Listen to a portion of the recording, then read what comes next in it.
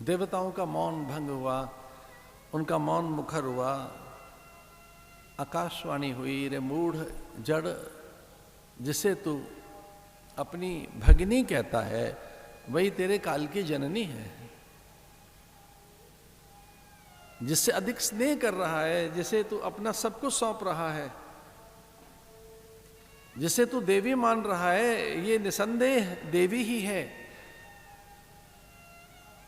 ये परम पुण्यशीला है, पुण्यशीला है, पुण्य श्लोका है। इसकी सामर्थ्य अपार है। इसी के 8वें गर्भ से तेरा काल आएगा, तेरा प्राणहंता। स्वामष्टमो गर्भो हंतायाम बहसे बुध।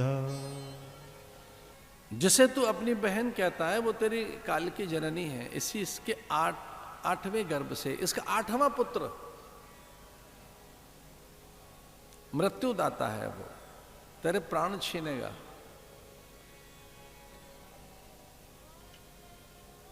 तेरे अहंकार से भरे हुए मस्तक पर उसका मुष्टि प्रहार होगा। जैसे ही वो मुष्टि प्रहार करेगा तो रक्त वमन करेगा। इस तेरे अभिमान से भरी हुई छाती पर वो पद प्रहार करेगा। जब वो तुझे मुष्टि प्रहार करेगा, तेरे माथे का मुकुट गिर पड़ेगा और वो केश खींचते हुए यहीं तेरे दरबार में तुझे दंडित करेगा। इतना सुनना था, भयभीत हो गया कंस। और उसे विचार आया कि देवकी जीवित रहेगी तब पुत्र होगा, इसलिए मुझे इसके प्राण लेने चाहिए। खल के प्रीत जथा थिर नाई। जो दुष्ट होते हैं उनकी प्रीति, उनकी मैत्री, उनका अपनापन पल भर का होता है। जैसे पानी पे लकीरें खींचे और खिंचते खिंचते मिटती जाती हैं, वैसे ही सन्यासी का क्रोध होता है। ज्ञानी में क्रोध इतना सा, साधुओं का गुस्सा इतना सा कि पानी पे लकीरें खींची और खिंचते खिंचते वो मिटती जाती हैं, दिखती नहीं है। आप पानी पे लकीर खींचो तो सही, कहाँ रहती है, कहाँ दिखती है, कहाँ टिकती है? बस है, आप लकीर खींचे जाए पानी में तो लकीर ठहरती नहीं है।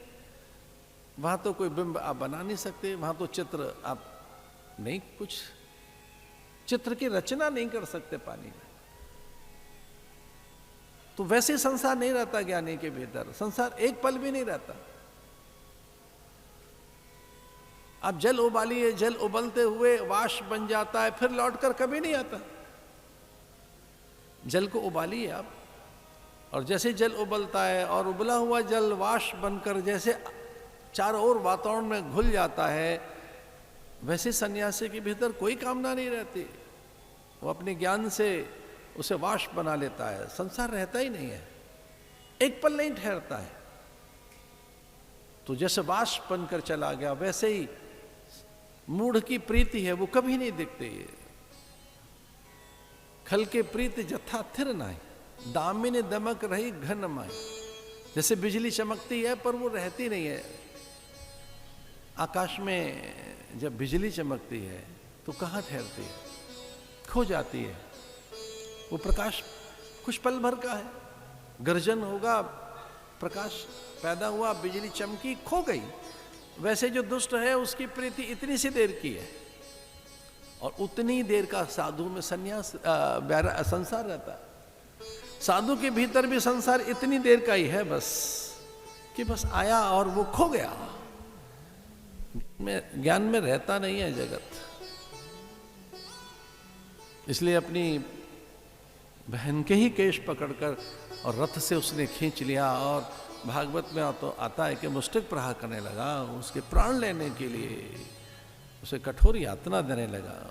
वसुदेव कूदे रथ से, बीच में खड़े हो गए, ललकारते हुए कहा कि मेरी अब पत्नी है ये, और मेरा अधिकार है इसकी रक्षा करना। वसुदेव सत्य प्रतिज्ञ थे, वो वीतराग महापुरुष थे। वसुदेव त्रिकालदर्शी महापुरुष थे। वसुदेव पूर्व के बड़े ऋषि थे, इसलिए वसुदेव के सन्मुख भयभीत हो गया कंस।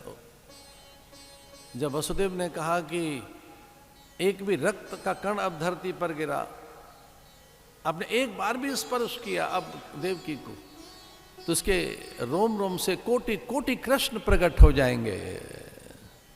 वो 8वें गर्भ की प्रतीक्षा नहीं करेगा।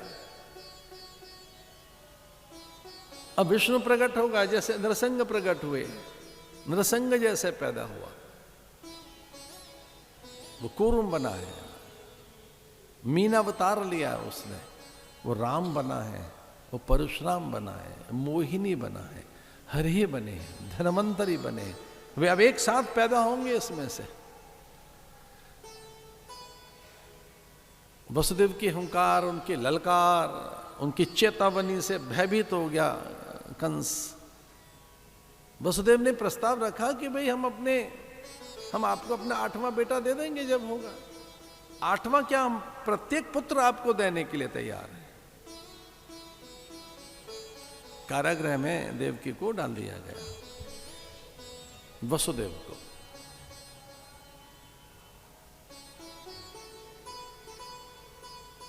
और एक एक करके उनके सब पुत्रों की हत्या कंस ने की। पहले पुत्र को उठाकर फेंक दिया कारागृह की भित्तियों में, मांस के लोथड़े बिखर गए इधर उधर, रक्त का फवारा बालक के ओठ चिपक गए, देवकी के वस्त्रों पर, नेत्र, जिह्वा, छोटा सा बालक। बहुत देर तक सिसकती रही देवकी, नवजात शिशु के मांस के लोथड़े बीन बटोरकर कारागृह के प्रहरियों को ये कहकर दे दिए कि इसे यमुना में प्रवाहित कर देना। भित्ति पर वो धब्बा एक बहुत दिनों तक रहा, फिर दूसरा, तीसरा, चौथा, 5वां, ऐसे 6 पुत्र। और जैसे ही 7वां बालक आया, कंस भयभीत हुआ। कंस ने कहा अब मैं इसे देख नहीं पाता हूं, जब 8वां हो तो मुझे बताना। 7वें गर्भ को देखने का साहस नहीं जुटा सका कंस, क्योंकि 7वां कोई और नहीं, शेषनाग है, शेष है। गर्भ को अशेष करने के लिए, पवित्र करने के लिए,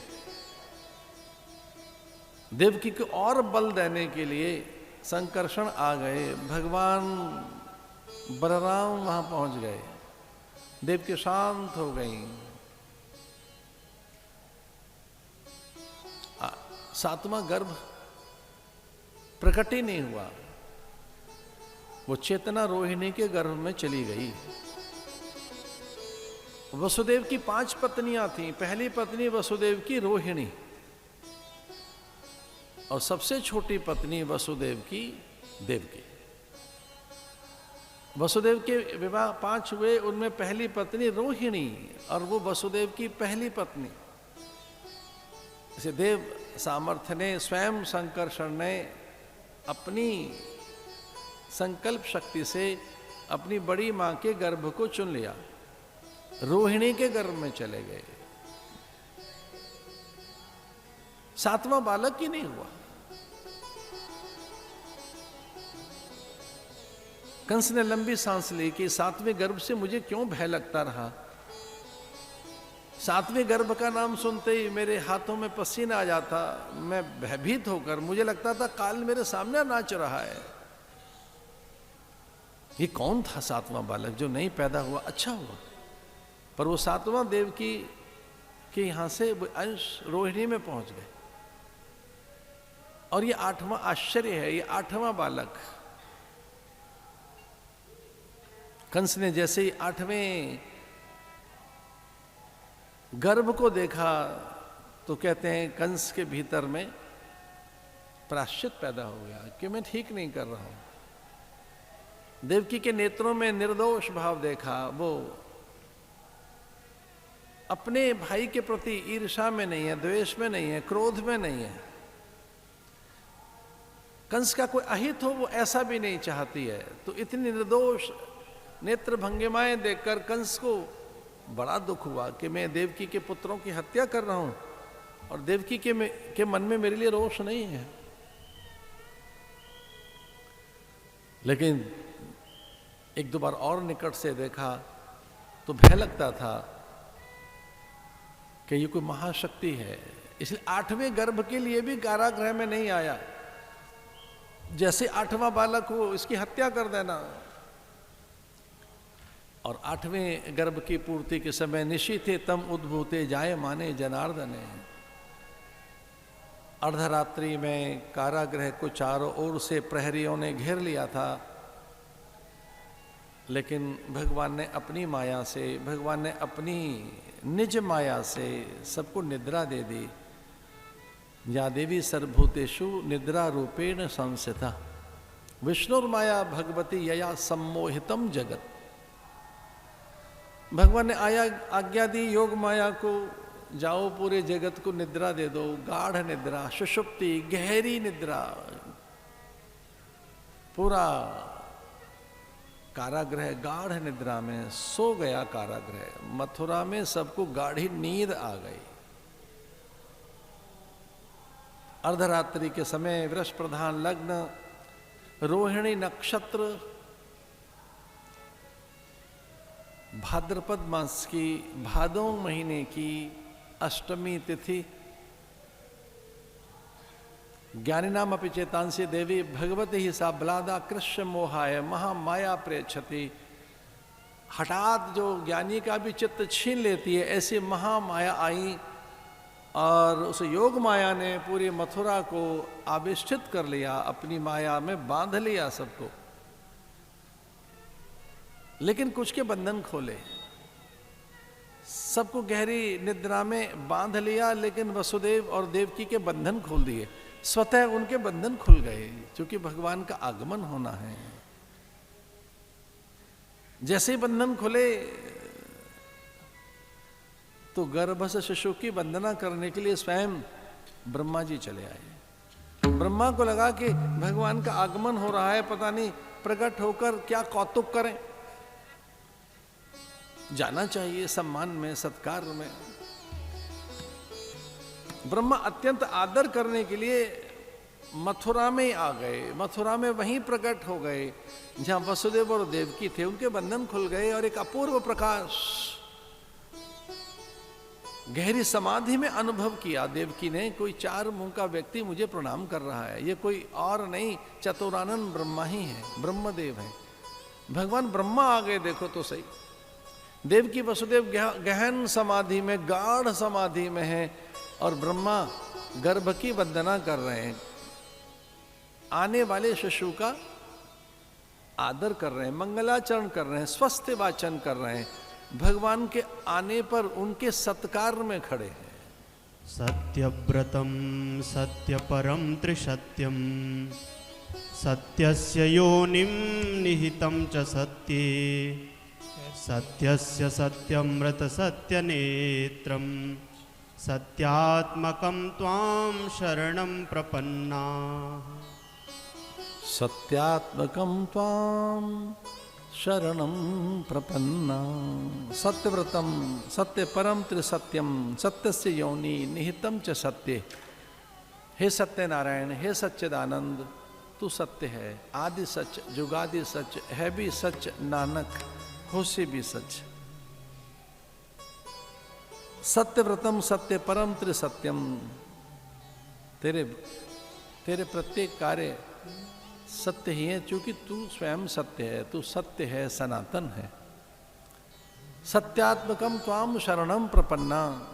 मैं तो तेरी प्रपन्न भाव से, अनन्य भाव से शरणागति लेने के लिए आया हूं। मैं तो गीत गाने आया हूं कि तू महान है।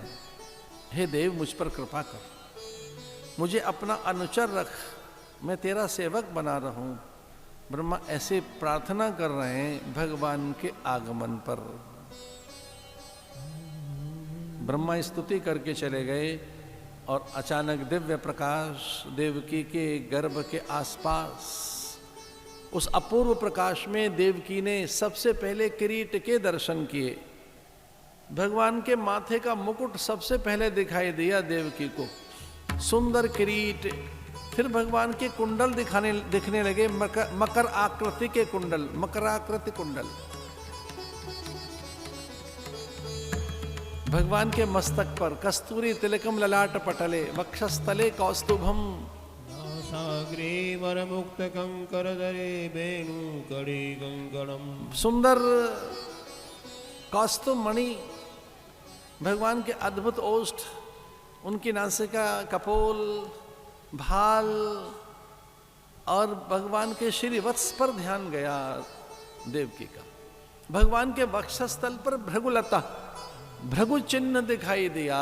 पीतांबरधारी भगवान नारायण ने वो चिन्ह छिपाया नहीं था कि भृगु ने यहां पग प्रहार किया था, उसके कारण ही तो मेरी महानताएं हैं। इतना आदर ऋषि का, तो वो चिन्ह यहां दिख रहा है भगवान के। उस नाभि कमल से ब्रह्मा और वह नाभि प्रदेश दिखा भगवान का। सुंदर वस्त्र आभूषण, सहसा चारों आयुध दिखाई दिए, शंख चक्र गदा पद्म। सबसे पहले सुदर्शन चक्र दिखाई दिया, फिर शंख, फिर गदा और एक हाथ में पद्म। भगवान शेषशाही जगन निवास श्री हरि के दर्शन देवकी को हुए। देवकी भगवान के दर्शन कर रहे हैं, भगवान नारायण सामने हैं।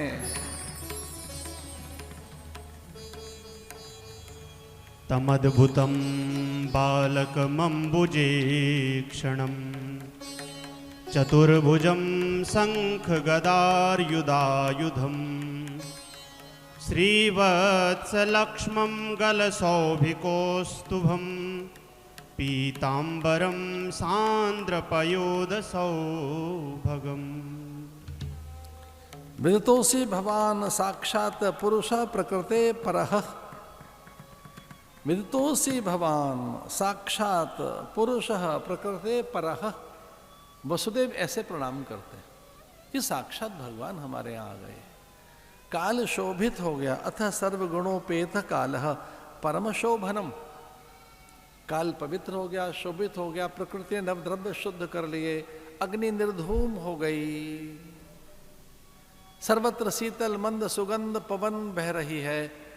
और लीजिए, देवकी वसुदेव भगवान को प्रणाम कर रहे हैं। वहां केवल त्रेता में कौशल्या ने उन्हें देखा था, यहां द्वापर में दोनों को एक साथ दर्शन मिल रहे हैं, देवकी और वसुदेव को। वसुदेव सुतम देवम कंसत चाणूर मर्दनम, देवकी परमानंदम कृष्णम वंदे जगद्गुरु। भगवान के दर्शन और उनकी स्तुति, उनका वंदन, देव की अद्भुत दर्शन कर रही है। और जैसे ही चरण छूने के लिए दोनों आगे बढ़े, भगवान शिशु बन गए। भगवान ने अपनी माया से उन्हें विमोहित, मोहित, सम्मोहित कर लिया, उन्हें विस्मृति हो गई और छोटे शिशु बनकर भगवान उनके सन्मुख हैं। अपने आप ही वह वहां आंगन में सूप में बैठे हैं, जैसे संकेत हो कि हमें यहां से ले चलो। पहरेदार सोए हुए, बंधन खुले हुए, मथुरा गाढ़ निद्रा में, कारागृह के कपाट खुले हुए हैं। यह संकेत है कि यहां से ले चलो हमें। देवकी ने कहा, इस बालक का मैं स्पर्श नहीं करूंगी, विलंब हो जाएगा, आप इसे किसी कदली कुंज में, कहीं किसी उपवन में छोड़ाइए, मंदिरों की सीढ़ी पर रखाओ, किसी मंदिर में अंदर रखाना, संभव हो सके तो यमुना के तट पर, और हाँ कोई देख न ले, अभी तो आधी रात है, इसे दूर यमुना पार गोकुल में नंद भवन में छोड़ाइए। इतनी सारी बातें देवकी कहती है कि इसे नंद भवन में लेके जाइए, नंद भवन में। और वो सूप में लेकर चल पड़े।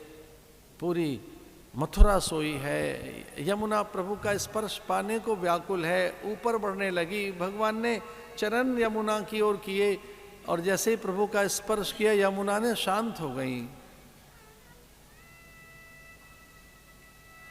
भगवान नंद भवन में है, वहां लेटी सोई, माया को उठा लिया गया, मायापति वहां छोड़ दिए गए। जगन्नाथ श्री हरि, भगवान नारायण श्रीनिवास, भगवान बदरीश, भगवान श्री हरि आंगन में चुपके से आदेश देते हैं, यहां ले चलो। अब भगवान ही कह रहे हैं, जैसे मानो यशोदा के बगल में वहां लेटी छोटी सी कुमारी उठा ली गई और प्रभु को वहां लिटा दिया गया।